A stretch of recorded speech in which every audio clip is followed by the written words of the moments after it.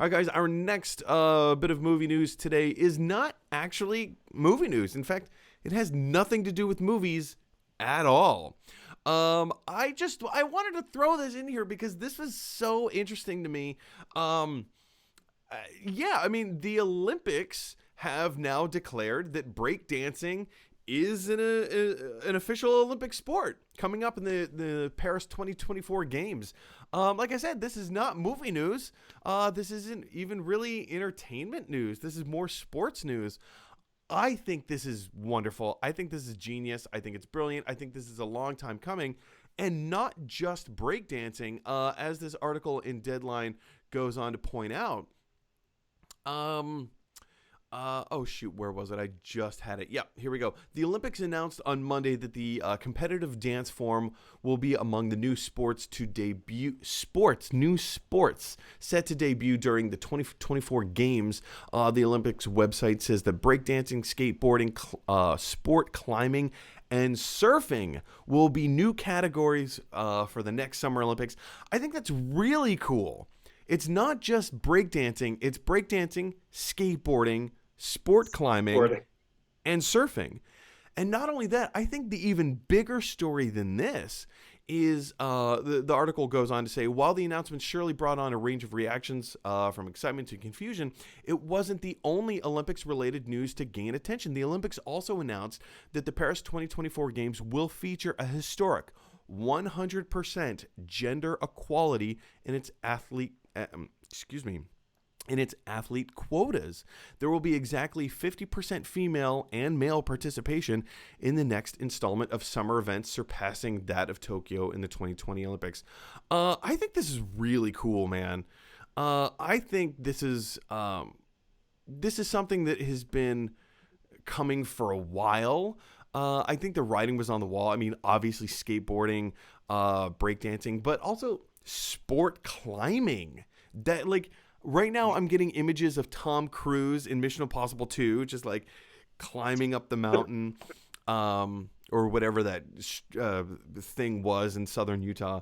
I think that's really cool. And I also love that, like, they're addressing gender equality in the Olympics, which I don't ever remember being a thing before. But I think it's not going to end here. I think this is a good first step because there's further, as we're learning. I don't want to make this about a political anything, but as we keep learning, there aren't just really two genders. It's like gender is very fluid as we're discovering in the world that we live in. So taking this first step of saying we're going to start off, well, I'm putting words in their mouth, I'm paraphrasing, but for them to say we're going to kind of start off by saying we're going to keep it exactly 50-50 men and women, I think that's a great springboard. I think that's a great jumping off place.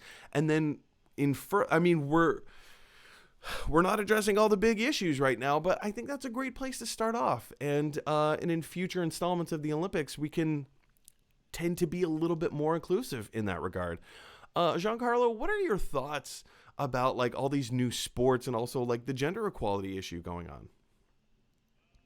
I think, like you said, it's good if we think of it as like a springboard. There's obviously a lot more action that can be taken, and it's like a real interesting thing to look at, just at the Olympics as a whole kind of cultural kind of phenomenon and kind of as an organization. Considering how long it's run, I don't know. It's such a weird thing to think about, especially just in terms of thinking about the Olympics with everything going on right now. Yeah. There's obviously a lot that can and needs to happen, but I agree. It's a good kind of springboard in lieu of everything. That being said, it is 2024, which it's just crazy to think about. With the actual new sports, I think it's pretty wild and pretty cool. But I have a lot more questions than anything. I have questions about who judges these things. How do they figure that out? How does the need for surfing like affect where they do the Olympics? I have a lot of questions more than anything. Thought about that. Yeah, like where Paris doesn't have. They're not. France is not known for its surfing. I have no idea. Maybe there is like some really good coast there where they get real good surfing, but that's such a specific thing where they need such a specific location to kind of do these things. Breakdancing, I think that's awesome. I just wonder how what's going to go into like deciding that and the judges and ratings and all that stuff. I think it's awesome. It's like there'll be Olympic medalists for breakdancing and skateboarding. That's pretty When I awesome. first heard this news, the knee-jerk reaction that I had was like all the people that were like breaking back in the day, like in the late 70s, early 80s. A lot of them are probably like, really? Now you're doing it? Come on. I invented this thing. Come on. Yeah, on some level, of course, that's there. I also imagine it's got to be pretty cool on the flip side of just like, wow, they're finally like this is now finally it's going to be an Olympic sport.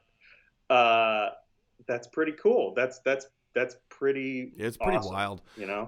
I mean, it's this news has just dropped. I'm sure there's a lot, many more things to discuss and pontificate about and pick apart and scrutinize. But for the here and now, I think this is really cool. I think it's really fun. It's definitely going to get me more interested in watching the Olympics.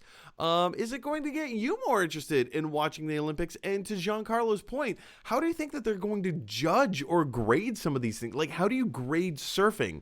How do you grade rock climbing or like sport climbing as they call it? I don't know. What are your thoughts? Jump on down to the comment section below and let me know what they are. Hey everybody, thanks for watching. If you like this video, click like. If you really like this video, click subscribe. And if you really, really like this video, click share. Because that is exactly what Michelangelo from the Ninja Turtles would want you to do. Teenage Mutant Ninja Turtles.